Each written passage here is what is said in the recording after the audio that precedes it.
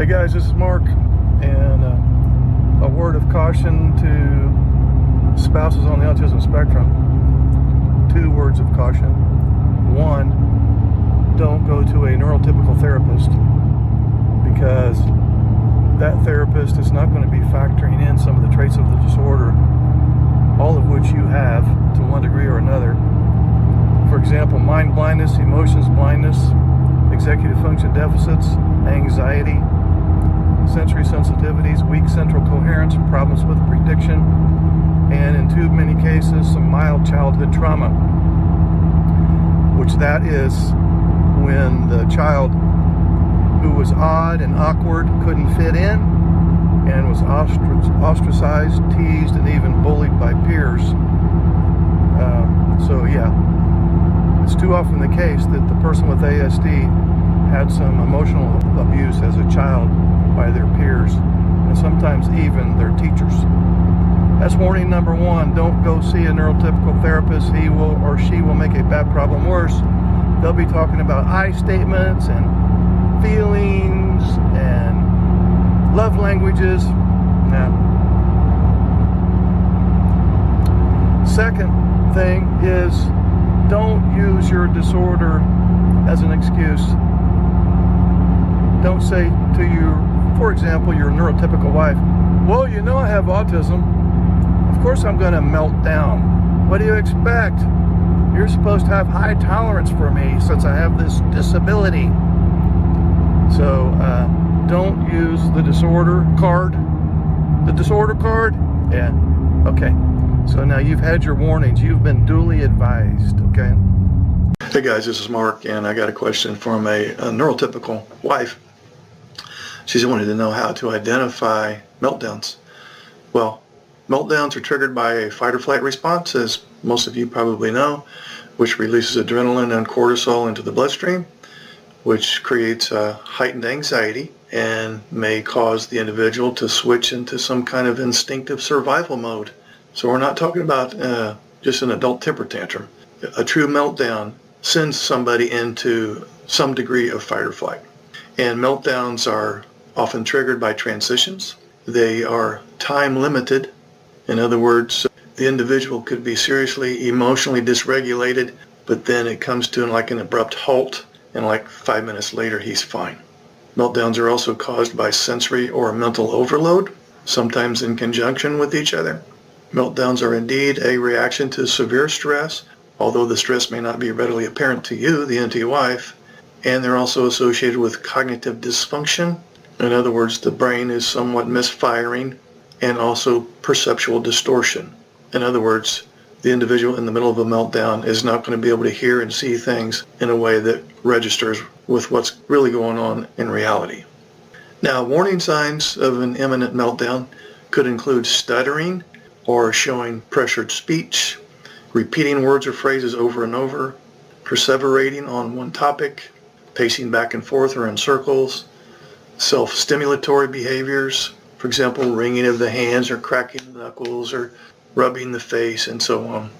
And another warning sign would be extreme resistance to disengaging from a ritual or routine. Also, a warning sign for a meltdown would be difficulty answering your questions. We'll call that a cognitive breakdown. And in some cases, becoming mute. In other words, the individual would be silent and not want to talk at all. Hey, I got a quick message to the neurotypical spouses out there. Don't fight with an autistic person. Don't fight with an autistic person, because you will always lose. Why? Why would I always lose? Because, well, let's assume that you're the NT wife and he's the ASD husband. He can always melt down and blow off steam instantly, or he can shut down and blow off some steam over time. Either way, he wins. Either way, he gets rid of his anxiety, and you're stuck holding the ball. And you need, as the NT wife in this case, you need to talk through the problems. But he's never around to talk about it, because in many cases, you have become his number 1 source of anxiety. So you can't get your anxiety reduction because you need him to cooperate in order to get that accomplished. He doesn't need you to cooperate with him to get his anxiety relief. Again, he can melt down, blow off steam instantly, or he can shut down and take 2 or 3 hours or 2 or 3 days away from you, and then he's fine again. That's why you're the one that's depressed and resentful and maybe experiencing some physical health problems at this time. Don't fight with an autistic. You will lose. You're arguing, lecturing, threatening, getting angry with. Not working, ladies. It's not working. You're going to have to come up with another method. You get a big, fat, fucking F- on your report card for getting him to change through anger and lecturing and arguing. Doesn't work. It's not working. You will always lose. You will always lose. You got to come up with another method. What method, Mark? I have groups. The link is below this video. Okay? You can continue to do what you do and experience the same result, or you can get some outside assistance. I'm available. I have groups. There's going to be another one starting here in a few weeks where you can attend and get some other strategies. Okay? Right now, you're batting 0%. He's batting 100%. And you're going to get additionally sick mentally and physically. We don't want that. We don't want that. So I'm the teacher, you're the student, and I'll be here whenever you want me. When you're ready, as they say, when the student is ready, the teacher will appear. I'm here waiting. I'm here waiting. And when you get ready, you let me know, and we'll sign you up. You can multitask cognitively. He cannot. So if you bring up problem 1, and then 30 minutes into the conversation, which is way too long, you're now on problem 5 or 6, you lost him way back there at the 5-minute mark. And so you're just wasting your time and energy and oxygen at that point, because he's not getting it. He might sit there and look like he's getting it. So it would be best to tackle one issue at a time.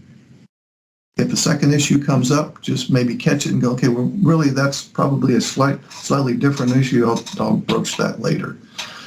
A lot of the NTYs run into the trap of thinking that no, this is not a separate topic. It ties into that one. No, I don't want anything that ties into that one. You have no problem seeing the big picture. He has a big problem seeing the big picture, and you will go on to a second point, and you think it's the same point. No, it's not to him. He does not think globally like that. He does not have the ability to generalize and see the big picture. So you have to stay very tight on that one topic. And it can't be 1A, 1B, and 1C. That won't work. You can do that, and you do it well. That's one of your strengths. He ain't got that strength. Hey guys, this is Mark with AdultAspergerChat.com, and today I have a message for the single autistic men. So if you have ASD level 1 and you're currently single, this video is for you and you only. So what I have to say is, you have probably been told by people that if you would just try harder, you could be more emotionally reciprocal. If you would just work at it, you could be as socially skilled as a neurotypical. Okay? So if anybody has ever said those types of things to you, they're either ignorant or cruel or both. And you need to stay away from those people. And I am talking about probably neurotypicals and probably the neurotypical females. You know, there are females out there on the autism spectrum that could identify with some of those traits. So if you are a single male with autism and you're contemplating hooking up with a neurotypical female, I'm not saying don't do it, but I'm saying if they say things to you like, you can do better if you would just apply yourself, or you could understand my emotions if you would just try, or you could be more social if you would just work at it. Those types of things, that's a setup for heartache for both of you. That person is either ignorant or cruel or both. And so I'm kind of saving you from some of the heartache that I witness from guys who have dove in, and now they're constantly in the process of trying to be fixed by their spouse. They're constantly in the state of a spouse trying to fix them. That's one hell of a way to live. Not. Okay? So I don't wish that upon you. I'm not saying you can't understand emotions at all, and I'm not saying you don't have any social skills, but I am saying you need to find somebody who's going to have some compassion and understanding about where you're coming from. That's what I'm saying. That's the message I have for you guys today. Thank you. When your autistic spouse is calm, his or her emotional age will match his or her chronological age. But when your autistic spouse is stressed, he or she will regress to preteen, sometimes older childhood. In other words, you may have a 38-year-old spouse who emotionally now is operating more like a 12-year-old. So there is regression in ASD when the person is anxious. So a quick message to neurotypical wives. If you're married to an autistic husband, he's likely to have an underdeveloped emotional brain, but an overdeveloped logical brain, which means he will be engaged in overanalysis, getting stuck in a thought, rumination, hyper-focusing on only one detail of something, and inaction. What does inaction look like? Well, instead of ready, aim, fire, inaction looks like ready, aim, aim, aim, aim, aim some more, aim, keep aiming, aim, aim, aim, aim, aim. So one thing I hear from NT wives a lot, they go, well, it just seems so hopeless. You know, where's the hope? If you're talking about changing his behavior, you're right, it is hopeless. You should give up hope in that area. Yeah, give up hope trying to change him. That is hopeless. But there is hope in you changing your reaction to his behavior. So changing his behavior, that's hopeless. Changing your reaction to his behavior, there's all kinds of hope there. And for those NT wives that are still in denial, that someday he'll get it, someday he'll do better, someday he'll try harder, someday we'll be happy again. There's got to be hope there somewhere. So for those of you who still think that way, then do yourself a favor, get a calendar, get next year's calendar, and mark a year from today.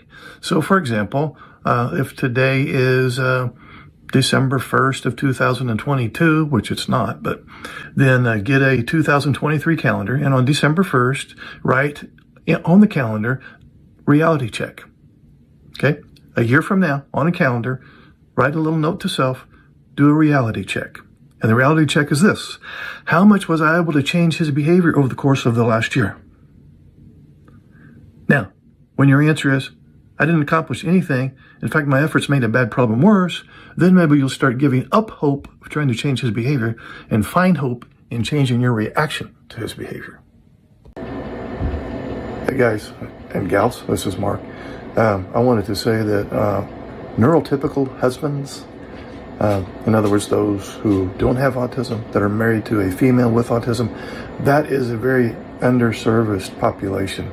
Not only this neurodiverse couple where she's the one that's autistic, but the guy doesn't get any support as far as, you know, what to do with his version of Cassandra syndrome.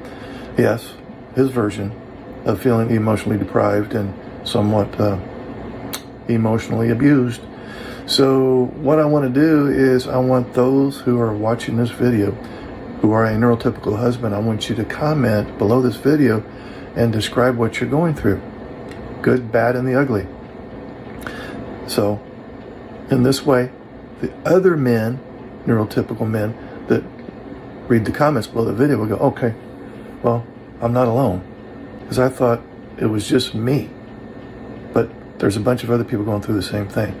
So, to the neurotypical husbands, use the comment section below and tell us a little bit about what's going on, what's troubling in this neurodiversity that you're experiencing. So, thank you in advance. I will be reading every comment. Quick message to neurodiverse couples. Know that each party is describing their truth. It's okay to have more than one way of looking at things, okay? So don't try to correct their filter, in other words, how they interpret events, and don't spend any time whatsoever trying to convince the other person that your perspective is the only correct one. If you are in a neurodiverse marriage, where one spouse is autistic and the other one is not, and you've been struggling for years and years, and you're kind of sick and tired of the routine, talk to me. Use me as your personal coach. I have groups, and I keep these groups small so that you can get a lot of one-on-one attention. I have 3 Q&A groups, one for ASD husbands, one for neurotypical wives, and I have a couples group where both spouses can attend. I also have 2 instructional groups, Cassandra Syndrome Recovery Group to help you cultivate some strategies to recover from years of emotional deprivation, and the Men's Masterclass, in which we take a deep dive on developing social skills and emotional literacy in the context of the neurodiverse marriage. We meet 1 hour a week for 4 weeks. These are face-to-face Skype calls. So how much longer are you willing to wait? The links are below in the description area, and also they're pinned in the comments section.